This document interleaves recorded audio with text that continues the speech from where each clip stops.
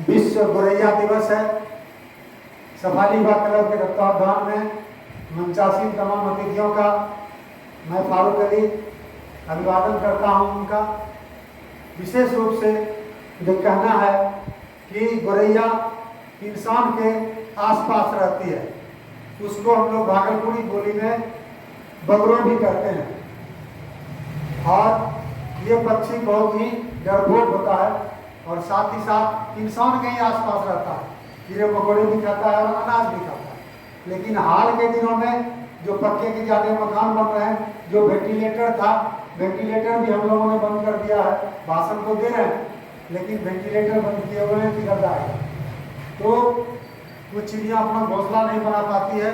साथ ही साथ पतले पतले और मुलायम घास फूस का वो घोंसला बनाती है, जो घास फूस शहर में मिलता नहीं है। इसके चलते भी उनकी संख्या घट रही है।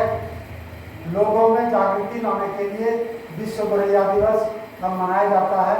मैं सफाली युवा क्लब की तरफ से आप सबों से आग्रह करूंगा कि अपने घर पर जैसा मैं भी रखता हूँ, जो फटका हुआ अनाज होता है उसको छीट के रख देते हैं, या जो पानी का जो नीचे भी नाद है, ऊपर भी टब है, कई जगह पर पानी रखे हुए हैं ताकि तमाम चिड़िया उसको पी सकें। क्योंकि शहर में तो तालाब वालाब और कुछ होता नहीं है, नदी नाले भी ढके होते हैं, पानी कहाँ पिएगा बच्चे। इसलिए ये सबों की जिम्मेदारी है कि हमारा पड़ोस और उनके चहचहाट से सुंदर लगे, और वो झुंड में जब उड़ते हैं और एक साथ उड़ते हैं जितना अच्छा लगता है कि बयान नहीं मैं कर सकता।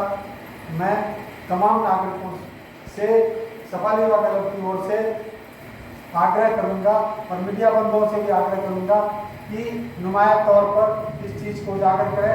मैं सफाली युवा क्लब के बाहर कराता कार्यक्रम के केवल मैंने 50 आदमी से पूछा, 20 ने कहा मैंने देखा ही नहीं है, कुछ ने कहा कि पहले देखते थे अब नहीं दिखाई पड़ता।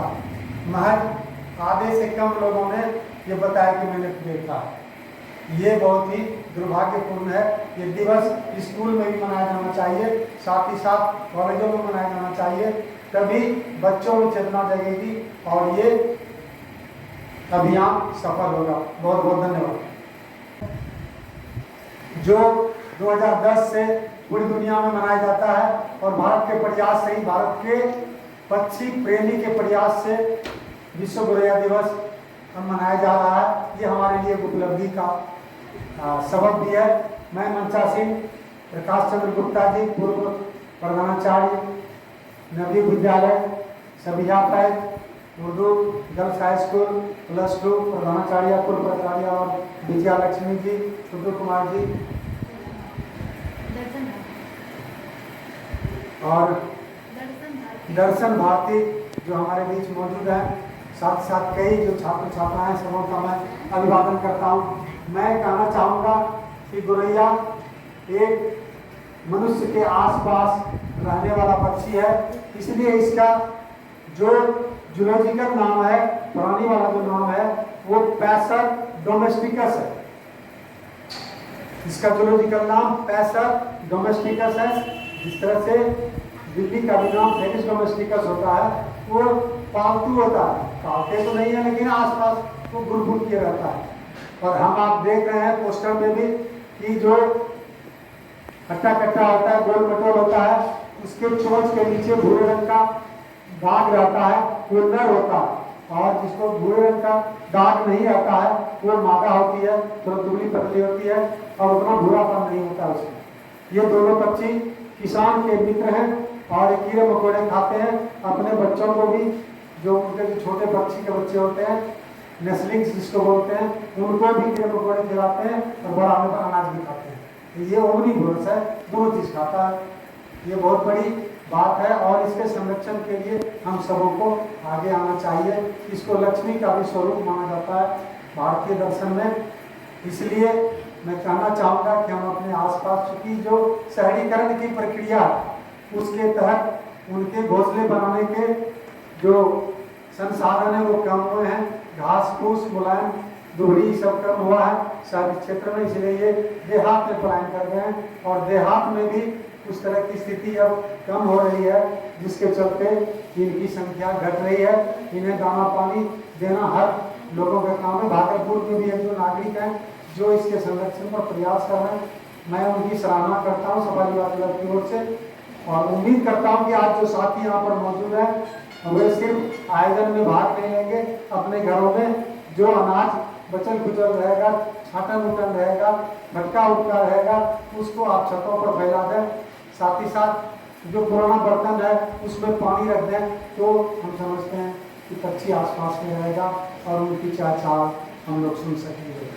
मैं फारूक अली आप सबों का अभिवादन करता हूँ। साथ ही निवेदन करूँगा इसके माध्यम से कि हमारे इलेक्ट्रॉनिक और जो प्रिंट मीडिया हैं वे साथी भी समुचित रूप से इसका प्रकाशन करें।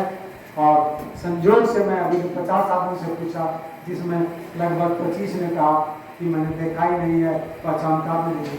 तो बताइए, आधे लोग नहीं देखे और पहचाने तो उस पक्षी का भविष्य कैसा होगा? ये बहुत दुखद स्थिति है, इससे निपटने की जरूरत है। बहुत बहुत धन्यवाद। मंचासी करने और आज 2 दिवस है। ओरल हेल्थ डे भी है, यानी मुख की सुरक्षा कैसे करें, दांतों की सुरक्षा कैसे करें, वो दिवस भी है आज। और उससे भी बढ़कर विश्व गौरैया दिवस, स्पैरोज जिसको कहते हैं। एक जमाना था भागलपुर शहर में, हम लोग के आंगन में गौरैयों की झुंड उड़ा करती थी, खेला करती थी। हाँ, और एक भी जाला नहीं लगने देती थी। जाले की दुश्मन है ना, गौरैया उड़ेगी और जितना जाला है मकड़े समेत उसको साफ कर। ये गौरैया का हम लोग मैट्रिक के इंग्लिश के बुक में भी वो पढ़ते थे। वो उसका गुण है, छोटे छोटे कीड़े मकोड़ों को खाती है। अब मानव का सबसे दोस्त ऋषि मित्र भी है, आपका भी दोस्त है। अभी हम गुड़गांव गए थे, तो हर साल जाते ही रहते हैं, वहाँ रहना होता है उस समय। तो वहाँ गौरैयों की झुंड है। और कोयल, जो घर के छत हैं, जितने छेद है सब में कोयल, ये बुलबुल आ जाती है। हाँ, बुलबुल इतना देख के हम आश्चर्यचकित होते। और झाड़ियों में ये गौरैया लोग नहीं पहचान पाते कि उनका जानवर, हम बताते कि यह गौरैया। गौरैया धीरे धीरे समाप्त हो रही है, कारण हम न कोई घोंसले की जगह छोड़ते हैं, न कोई रोशनदान छोड़ते हैं, न खिड़की दरवाजा छोड़ते हैं। एसी के लिए सब बंद कर देते हैं। अब घर की खिड़कियां नहीं खुलती है, क्योंकि एसी लगा हुआ है, तो सारी खिड़कियां घरों की बंद रहती है। उनको मिलने की कहीं जगह नहीं है, उनको रहने की कोई जगह नहीं है। घास फूस समाप्त हो रहा है। अब छत पर कोई पानी नहीं देता, चिड़ियों को दाना कोई नहीं, हम लोग तो देते हैं, आज भी देते आए। फूल तोड़ने जाते हैं छत पर, तो रोटी का टुकड़ा ले जाते हैं, उसको हाथ से मसल कर पीस लेते हैं और उसको छीट देते हैं। जो भी रहा घर में बचा हो वो देते हैं। ये जो टावर है, एयरटेल टावर और क्या क्या सब टावर जो है, ये गौरैया का सबसे बड़ा है। इसके रेडिएशन से गौरैया धीरे धीरे समाप्त हो रही है। गिद्ध भी समाप्त हो रहा था, लेकिन सुंदरबन में देख लीजिए, गिद्धों की प्रजाति की रक्षा की जाती है। और धीरे के उस पार काफी संख्या में गिद्धों को बसाया जा रहा है, उनका प्रजनन केंद्र बनाया जा रहा है, तो उनकी रक्षा की जा रही है। हाँ, गरुड़, गरुड़ जिसको गिद्ध भी कहते हैं घरेलू भाषा में। तो वहाँ उसी प्रकार जो है गौरैयों का भी संरक्षण होना चाहिए। टावर तो सबसे बड़ा दुश्मन है। तो हम उनके लिए आवास बनाए, छोटे छोटे घोंसले बनाए। मुंदी चक के एक साथी जो है वो घर घर घोंसला बांटते हैं उसको रहने के लिए। उनका घोंसला अलग प्रकार का होता है, तो वो घोंसले को हम लोग लगाएं। खिड़की, रोशनदान, ये सब जगह छोड़ें, ताकि वो आपके साथ हिल मिलकर रह सकें। वो हमारे सच्चे मित्र हैं। और आज गौरैयों का संरक्षण करना ये हमारा परम कर्तव्य है। इन्हीं शब्दों के साथ आप लोगों का बहुत बहुत धन्यवाद।